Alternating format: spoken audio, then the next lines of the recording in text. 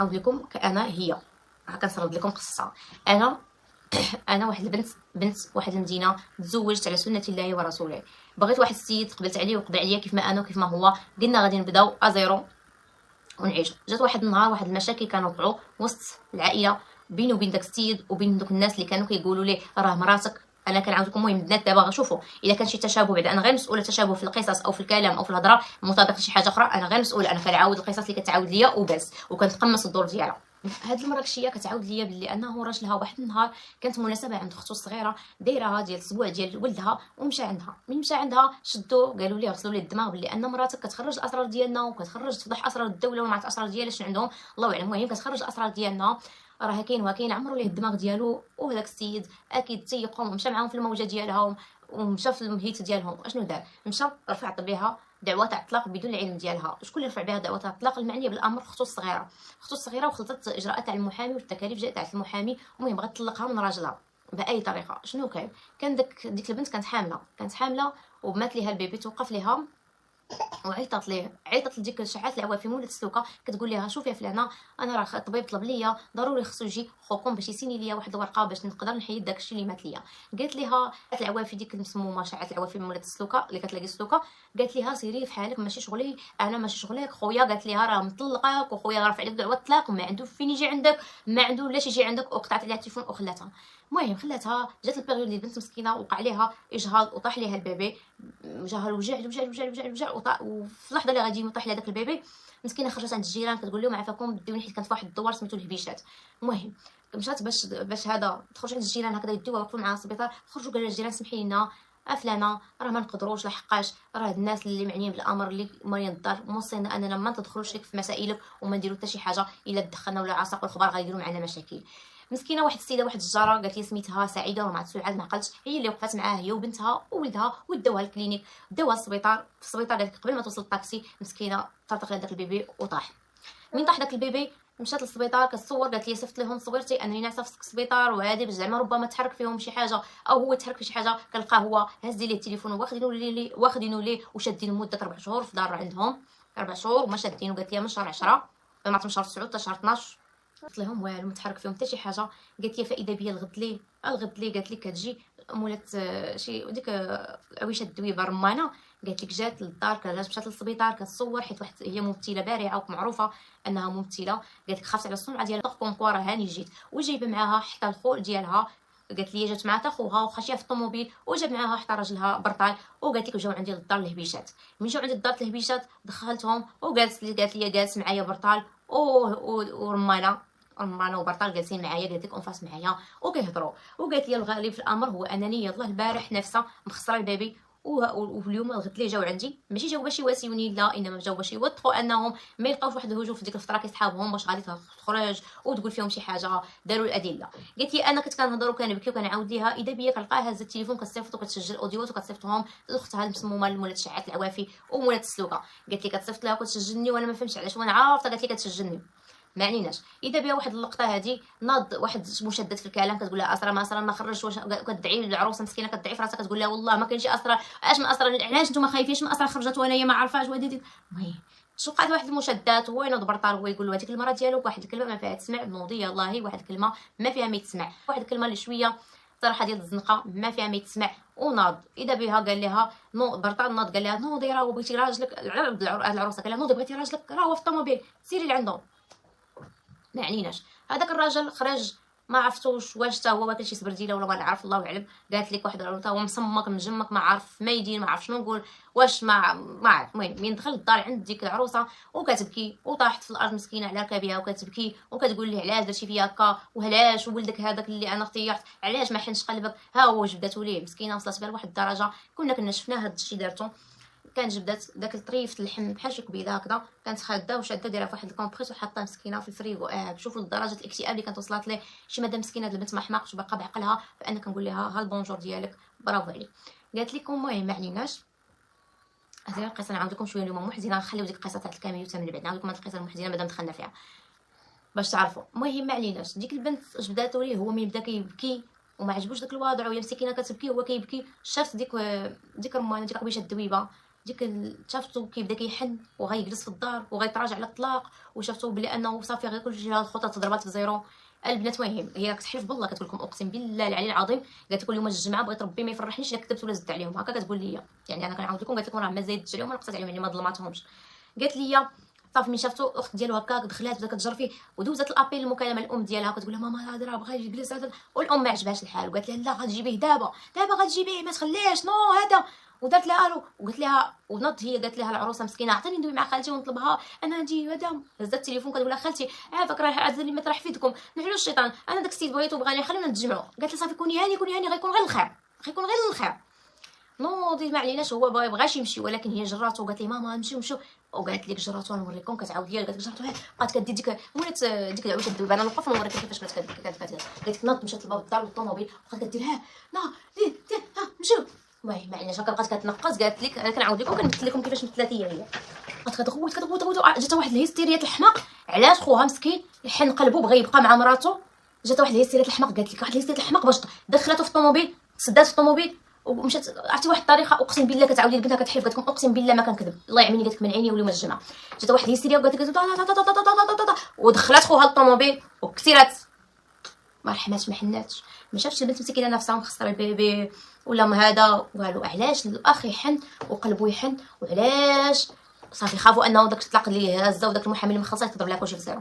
بداو مشاو فاذا بها مسكينه ديك العروسه بقات منهاره وطايحه في الارض كتبكي حيت كانت داخله في اكتئاب حاد انه فرقوا مع راجلها 4 شهور وانها خاسره البيبي اول حماله لها معاه بسببهم هما وانها مسكينه كانت كتقول فهمتي هي ما كتبغي حتى واحد في دارهم يجي عندها فوقات المشاكل كتقول لهم خليوني انا اللي درت هذه المشاكل انا اللي نتحمل مسؤوليتها ولكن دارهم ما عندهم حتى شي جاد مسكين مساكن تيقول لك شنو غنديروا هي كتقول لك لا ما تجيوش عندي ما عليناش. وبزاف الحوايج قالت لك هاد الحوايج اللي كنعاود لك راه بزاف الحوايج ما عارفينهمش كاع الدار يلا غيعرفوهم ويلا غيسمعوا بهم وغيتصدموا حيت انا عمري ما قالت لك ما كنت كنعاود لهم ولا كنت كنوصل لهم لي ديتاي بحال هادشي نيت دابا اللي غتعاود لكم ما فرش حتى شي واحد.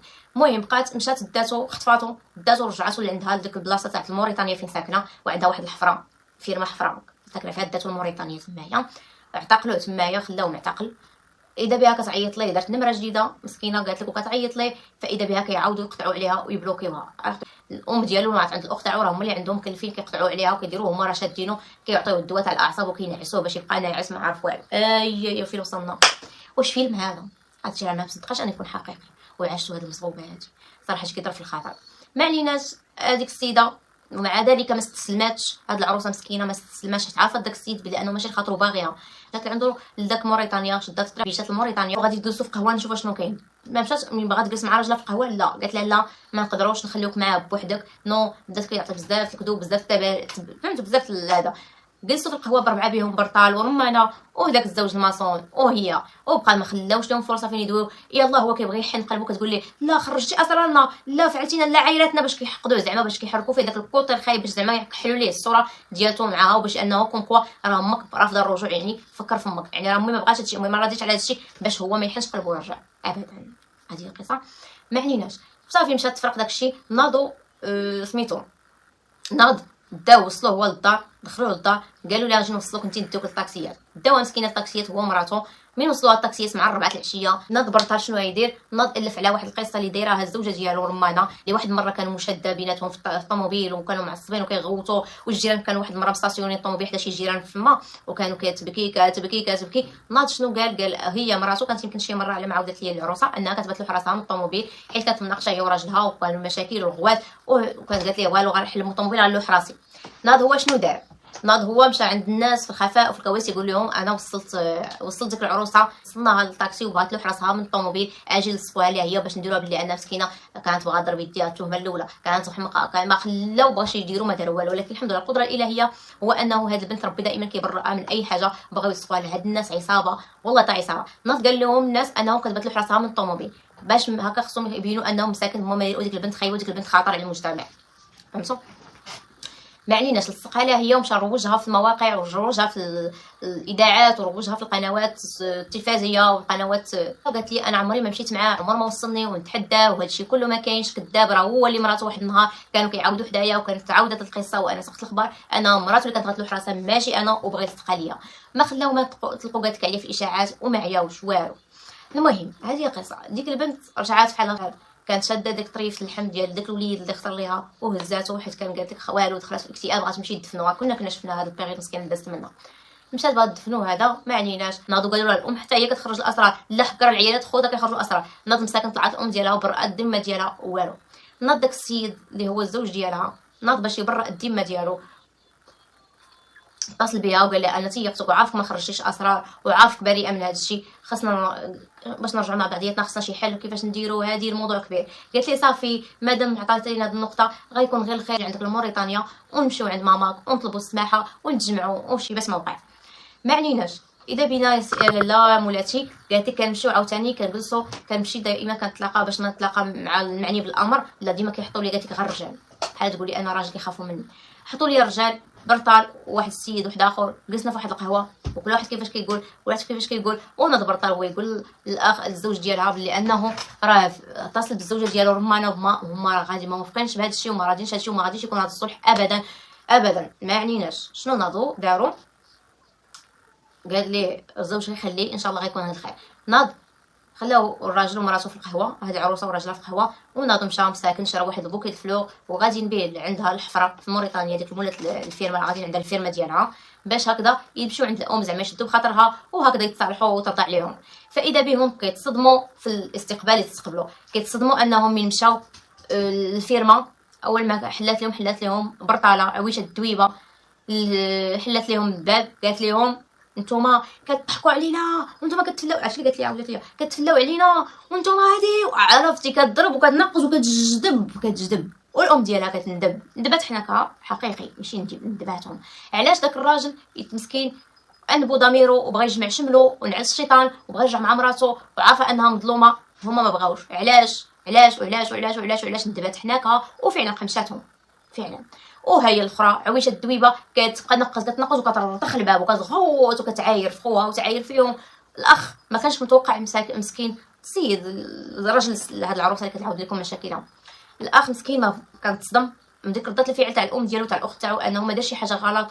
قام مصدوم شوك يدخل فواحد لو شوك، جراو عليه لاحوا ليه حوايج عطاوهم ليه داو سميتها فين حط حوايجو هز حوايجو ومشاو وياها في واحد الميني بيس ومشاو الطاكسيات باش يمشيو للهبيشات. مشاو وهو كله داخل فواحد لو شوك واحد الصدمه كيفاش اختو واللي كان دائما مسفها ودائما بجنبها ودائما حاضر المناسبات ديما مكبر بها ترد خلي عليه الباب على وجهه وتسد عليه الباب الفيرما حيت باغي يرجع مع مراتو. مشاو فاذا بهم مشاو للهبيشات شدوا الدار اللي كارين تمايا اللي كانت في الاسم ديال الام ديالو.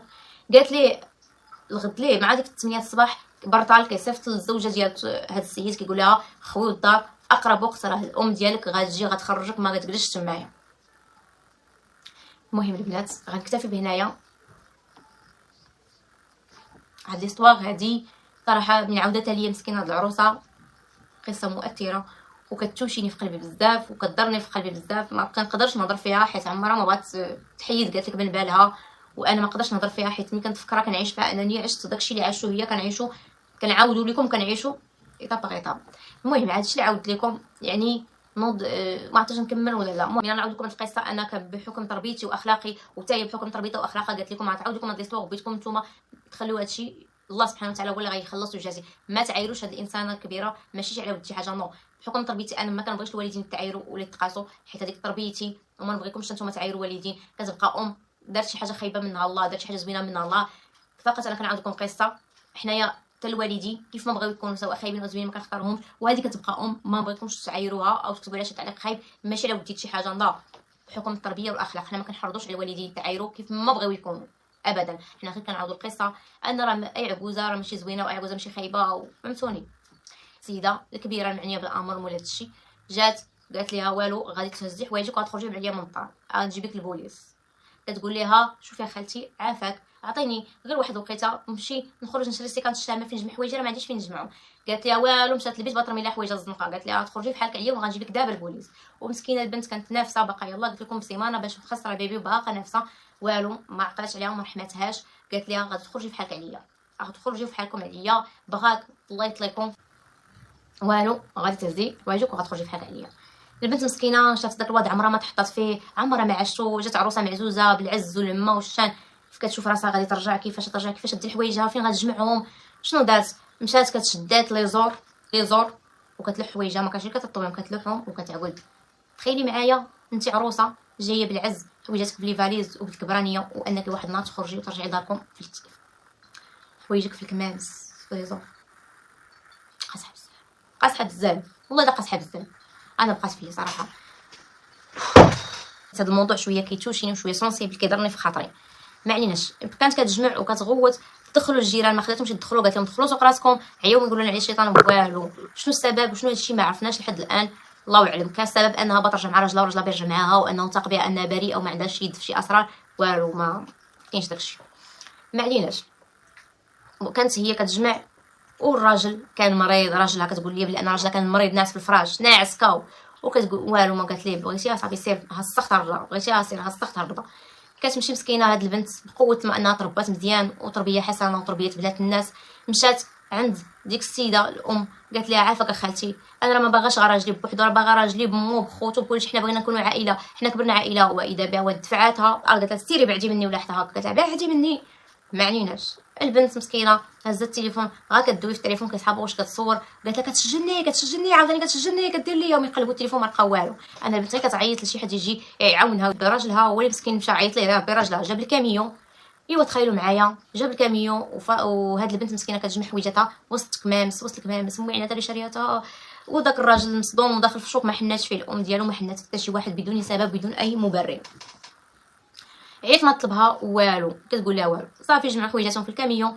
فاش البنت بغات تلبس عليها غير جلابه، قالت لها خالتي عافاك خليني نلبس عليها، لابسه غير بيجامه، قالت لها ما تقهديش وما خلاتهاش، قالت خرج جرات عليها والو، ما تجلسيش ليا في داري، غتخرجي بحالكم عليا هادي. دات الطريق بالبيجامه من الهبيشات حتى المدينه فين كانت ساكنه هي، فين كاينين والديها في كاميون. الدري كان غادي يموت، فعلا كان غادي يموت، لحقاش دخل فواحد لاكريز انه في الكاميون. كان فاش كان غادي كتقول لي انا ساخطه عليك اولدي، انا ساخطه عليك، انا ساخطه عليك، انا ساخطه عليك. علاش يمشي مع مراتو ويمشي مع الحق، وعلاش ما ساندهاش.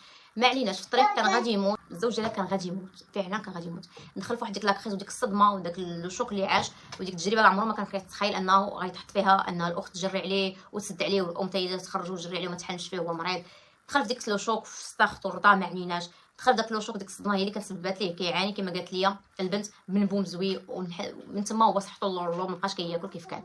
قالت لي مادام ما ماتش لينا في الطريق عمره ما غادي يموت. قالت لك لحقاش داز من الموت السيد ولا صفر، تحبس ليه الاكسجين بداك لو شوك، تحبس ليه الاكسجين، الشوفور تخلع تيقول صافي هاد الدري غادي يموت. خرجوه حطوه من الكاميون وسطاتونا في الطريق، وخرجوه هزوه من الكاميون وهزوه ونعسوه فوق واحد البلاصه فيها الربيع، وبقى كيخوي عليه الماء، الماء بارد.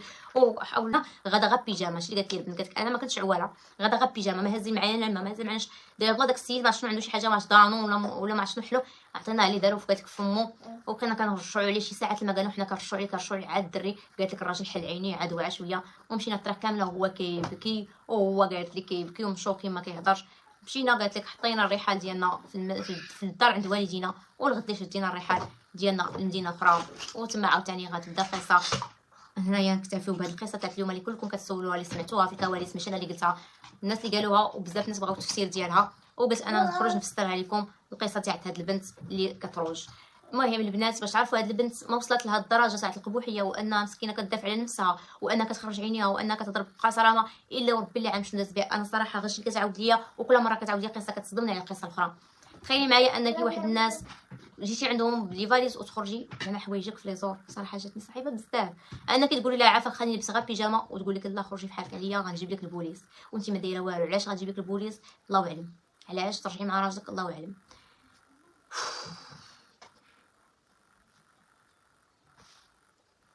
هادشي كله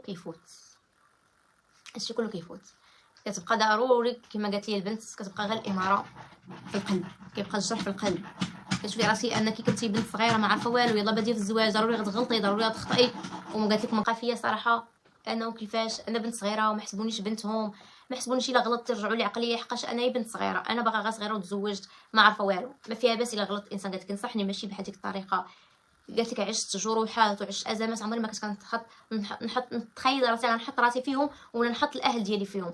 تخيلوا معايا انك تكوني بنت عائله كبيره وبنت نسب كبير، وكبرتي بالعز وكبرتي بنت الفشوش كما كان مسكينه كتعاود، وكبرات بنت المعلقه ما كتغسلهاش ومفشل اقصى درجه، وفي الاخر تزوجي وتقولي نقبل بيه وقبل بيا ونكملوا بعضياتنا، وضروري من المشاكل في العام الاول ضروري الناس من المشاكل الزواج ضروري، دي حاجه طبيعيه. هي خاص لونطوغاج ما يدخلش ما يزيدش الحده تاعته، ولكن لونطوغاج ملي كيزيد الحده وكيزيد يضغط كيزيد يكبروا دوك المشاكل وكيتفاقموا. فهمتوني؟ يعني هادشي راه عادي جدا. انا هاد البنت عاودت لكم على محاوله الطلاق ديالها الاولى اللي قبل منها الطلاق اللي وصلت لي دابا، اللي اول ما نعرف. المهم ماشي اللي عاودها هي ديجا طلقات ما عرفتش، قالت لي راه طلقت 6 سنين منهم. المهم كنعاود لك انا القصه ديالي. المهم البنات كانت هذه القصه تاع اليوم صراحه حزينه وكتالم وكتضر في القلب. هذه القصه كنتمنى ما تعيشها حتى شي بنت الناس وحتى شي بنت المراه. لهذا كنقول لكم احسنوا اختياراتكم، عارفوا راسكم مع من تعيشوا. العائله هي الاولى. عاد شوفوا الراجل شحال مره كيكون الراجل مزيان والعائله كتكون توكسيك، او كيكون بعض المرات الراجل توكسيك والعائله مزيانه، او المرات كيكون كلشي متوكسيكي. المهم هاد البنت ما كنقولوش هاد البنت هادي راه مزيانه هي زوينه هما اللي خايبين، ضروري عندها العيوب ديالها، ولكن العيوب ديالها ما عمرها قلت ادب، عمرها هزات الصوص، عمرها سبات، عمرها عايرت شي واحد من هاد الناس اللي كتعاود لينا عليهم مسكينه. هكا كتقول لك عمري ما قلت عليهم، عمري قالت لك حتى داك التهمه الاسرار عمرها ما كانت. قالت لك علاش ما حملونيش على واحد الحاجه انا عندها شخصيه وما يعني كابره في الخير شبعانه، يعني واخا كتشوف داكشي اللي هما يلاه شافوه قالت لك ما كيغرينيش، حيت انا داكشي يجيني شي حاجه عاديه بسيطه كبرت فيها. لهذا قالت لك كان كيتخيلوا ان غادي تعبدهم وغتبقى لا سيدي حبيبه كبيده. هي هاد الشخصيه ما عندهاش فيها التبلحيس، اخيب حاجه فيها ما كنعرفش نتملق، ما كنعرفش نتبلحس، ما كنعرفش نحس الكابا. عندي نيشان كنتعامل سبونطاني، ما كنعرفش نافق، ما كنعرفش نتصنع باش نكون عبد عند شي حد. داكشي علاش ما حملوهاش وما قبلوهاش وكانوا بغاو يحيدوها باي طريقه من عامها الاول. ثاني حاجه انها كتدافع على نفسها، لو وقع لها شي مشكل مع راجلها ولا فعلا كتدافع على نفسها وكتدافع بفمها، وهذا هو المشكل. علاش تدافع على نفسك؟ خصك لا خصك تسمعي وديري وتسكتي تحضري راسك تكوني تحت الصباط. الا دافعتي على نفسك غتولي تحت الصباط. ثاني حاجه وثالث حاجه اللي اصلا السبب الرئيسي باش ما يحملوهاش غنخليها لكم حتى الفيديو الجاي ان شاء الله وغنبارطاجيها معكم.